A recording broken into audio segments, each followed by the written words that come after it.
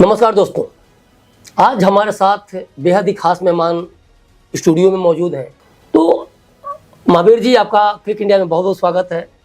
इसमें कोई दो राय नहीं है कि जो राजनीतिक पार्टियां हैं, कांग्रेस सहित अन्य राजनीतिक पार्टियां जो हैं, तो राम को कहीं ना कहीं हिंदू और मुसलमान में बांट दी है।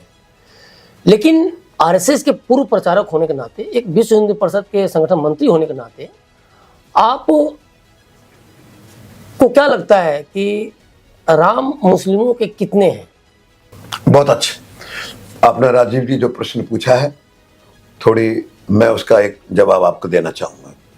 1857 देश अंग्रेजों के खिलाफ स्वाधीनता का संग्राम लड़ रहा है। बाबा रामचरण दास हिंदू संत, वो भी लड़ रहे हैं। आमिर अली मुसलमानों के बड़े नेता, वो भी लड़ रहे हैं, इकट्ठे लड़ रहे हैं। बातचीत चलती है।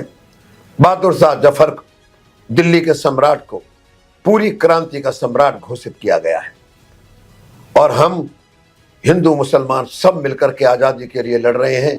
और अगर लड़ाई में जीत गए तो बहादुर शाह जफर की विजय भी, उनकी भी विजय हो जाएगी।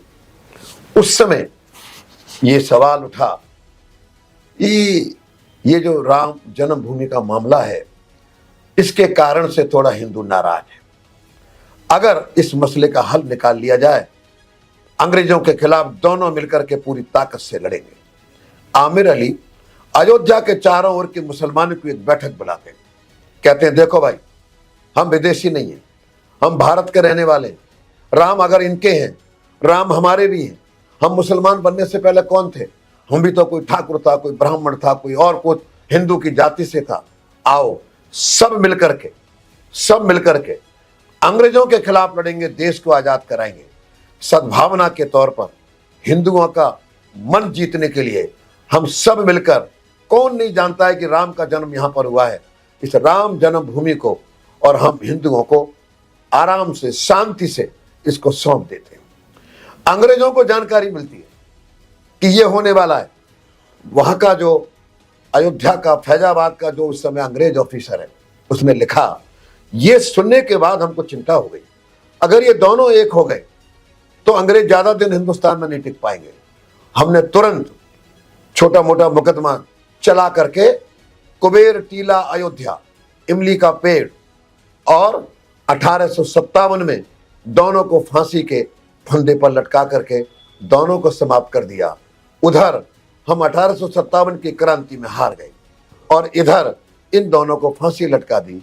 जो मामला भगवान करता शायद आगे बढ़ता, कोई हल निकलता, हो सकता है राम जन्मभूमि उसी समय हिंदुओं को मिल जाती। वो 1857 की क्रांति असफल होने के कारण, अंग्रेजों की कूटनीति, दोनों एक ना हो जाएं, दोनों को फांसी पर लटकाने के कारण वो मामला वहीं पर रुक गया, आगे नहीं बढ़ पाया। मैं और एक उदाहरण छोटा सा आपको देना चाहूंगा। 1789 महादजी सिंधिया, मराठा सरदार, दिल्ली की गद्दी पर बैठे शाह आलम, उनको हरा देते। हराने के बाद खुद गद्दी पर नहीं बैठे, शाह आलम को तैयार करते हैं, वो उनके प्रतिनिधि बनकर के और राज करें। और फिर शाह आलम क्या करता है? मथुरा, वृंदावन, कृष्ण जन्मभूमि, काशी विश्वनाथ, इन दोनों को, तीर्थों को हिंदुओं के सुपुर्द कर देता है। और एक मराठा सेनापति नाना फडणवीस, उनकी और शाह आलम की बात होती है। शाह आलम और नाना फडणवीस की बातचीत होने के बाद तय हो जाता है, अयोध्या की राम जन्मभूमि का जो तीर्थ है वो भी आप लोगों को सौंप देंगे। शायद भगवान को मंजूर नहीं था।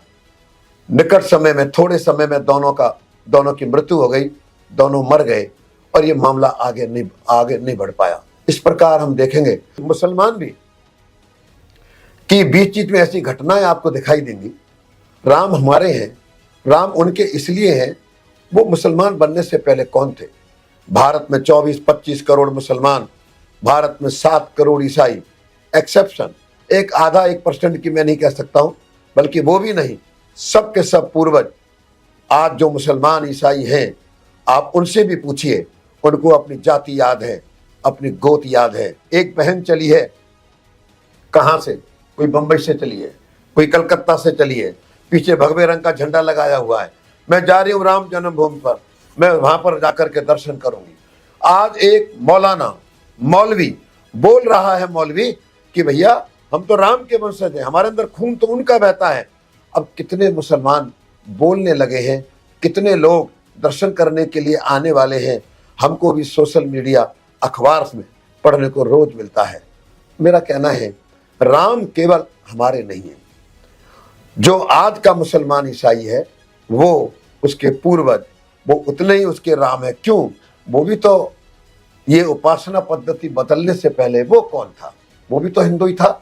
जितने हमारे हैं उतने उनके हैं। बीच में 2-3 बार प्रयास भी हुए, पर वो प्रयास होते होते शायद भगवान को मंजूर नहीं था, वो प्रयास रुक गए।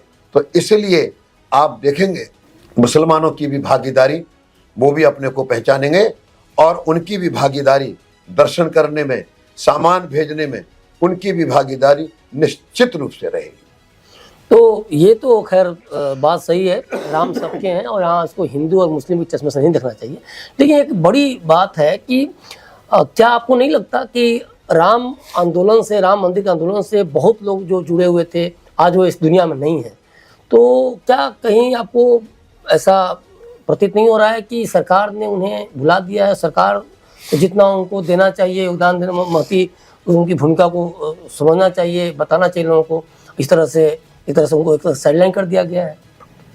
राजीव जी, जहाँ तक मुझे जानकारी है, और वो जानकारी गलत भी नहीं है, मैं आपको इतना कह सकता हूँ, 22 जनवरी के कार्यक्रम में इस ढंग की रचना योजना पूज्य साधु संतों ने और उनके मार्गदर्शन में संघ विश्व हिंदू परिषद इन लोगों ने बनाई है। किसी को भी ये मौका नहीं मिले कहने का, मेरे परिवार से ये बलिदान हो गया था, मेरे परिवार से ये जेल चला गया था, मेरे परिवार से इस व्यक्ति ने लाठी खाई थी, उसको नहीं बुलाया जाए। उन्होंने बड़े अच्छे ढंग से सूची तैयार की, नाम सोचे। जो आज अच्छी अच्छी सेलिब्रिटीज हैं कला के क्षेत्र में, फिल्म के क्षेत्र में, संगीत के क्षेत्र में, स्पोर्ट्स के क्षेत्र में, वो तो उन्होंने बुलाए ही हैं। लेकिन एक बात मैं आपको जरूर ध्यान में लाऊंगा, जिन परिवारों के लोग बलिदान हो गए और कार सेवक शहीद हो गए, उनको भी सूची बना करके बुलाया गया है। उनको ये अनुभूति करानी है, होगी भी, कि हमारे परिवार के लोगों ने जो बलिदान और त्याग दिया है वो बेकार नहीं गया। आज हमको बुलाया है, हमारा सम्मान किया गया है, उन सबको बुलाया जा रहा है। शंकराचार्यों के नहीं आने की भी खबर है, उसमें से 2 शंकराचार्य तो खासतौर पर अपने वीडियो के माध्यम से अपनी आपत्ति दर्ज करा चुके हैं। लेकिन शंकराचार्य एक उपाधि है, एक पदवी है, और वे वहाँ अगर जाएंगे भी तो पुरोहित बनकर नहीं जाएंगे, जा भी नहीं सकते, नियम ही नहीं है। लेकिन जिस तरह से चंपत राय जी का इस्तीफा मांगा जा रहा है शंकराचार्यों द्वारा, तो आपको क्या लगता है ये सब क्यों हो रहा है? इसके पीछे कोई है, या फिर शंकराचार्यों को बोलना चाहिए इस मुद्दे पर? सम्मान से के साथ बुलाया जा रहा है, उनको आमंत्रित किया जा रहा है, वे जा सकते थे, लेकिन नहीं जाने का कारण क्या है? इसको आप कैसे देखते हैं? राजीव जी, कोई भी ऐसे संत नहीं है बड़े, जब जितने संतों में भी मतांतर पंथ बहुत हैं, कोई नहीं, चाहे जैन होगा, बौद्ध होगा, सिख होगा, सन्यासी होगा, या वो लिंगायत होगा, सब संतों को बुलाया है, किसी को भी नहीं छोड़ा है। जितने भी उनके अच्छे वरिष्ठ जो संत हैं सबको बुलाया है। मैं ये विषय इतना नाजुक है बोलना कि मैं अगर इस पर ज़्यादा नहीं बोलूँगा तो अच्छा रहेगा, लेकिन मैं इतना ज़रूर कहूँगा, इस देश के अंदर संतों की एक अपनी भूमिका है। संत अपने देश का मार्गदर्शन करते हैं, बुलाया भी सबको है। किसकी क्या कठिनाई है, किसकी क्या मजबूरी है, मैं नहीं कह सकता हूँ, पर जो 2 दिन पहले समाचार आ रहे थे 4 जगत गुरु शंकराचार्यों ने और अपनी सहमति नहीं दी है, उनको अच्छा नहीं लगा, ये विरोध किया है। आज के अखबार में 2 शंकराचार्य जी, श्रृंगेरी के 1 और द्वारका के 2, दोनों का आया है। कार्यक्रम बहुत अच्छा हो रहा है। हमको भी जब समय मिलेगा तो हम भी जाएंगे। 2 का तो स्पष्टीकरण आज के प्रेस में, आज की मीडिया में मैंने भी देखा है। और संघ विश्व हिंदू परिषद और जो संत इस सारे कार्यक्रम की योजना बना रहे हैं, वो किसी भी बड़े संत की, और उसमें भी पूज्य जगत गुरु शंकराचार्य, कितना बड़ा स्थान हमारे हिंदू समाज में, उनकी उपेक्षा तो कभी कर ही नहीं सकते, हम कभी उनकी अवहेलना कर ही नहीं सकते। और हमने कोई भी आंदोलन उनके आशीर्वाद के बगैर कोई हमने चलाया भी नहीं है, हम चलाने की सोच भी नहीं सकते। मैं आपको बताऊं, मेरा मन कहता है कि मानो कोई छोटी मोटी बात भी होगी, उसका रास्ता निकलेगा, सब आएंगे, सब दर्शन करेंगे। और इतनी बड़ी खुशी का अवसर है, कोई ऐसे संत नहीं बचेंगे, कोई ऐसे जगत गुरु शंकराचार्य नहीं रहेंगे जिनका आशीर्वाद हम लोगों को नहीं मिलेगा।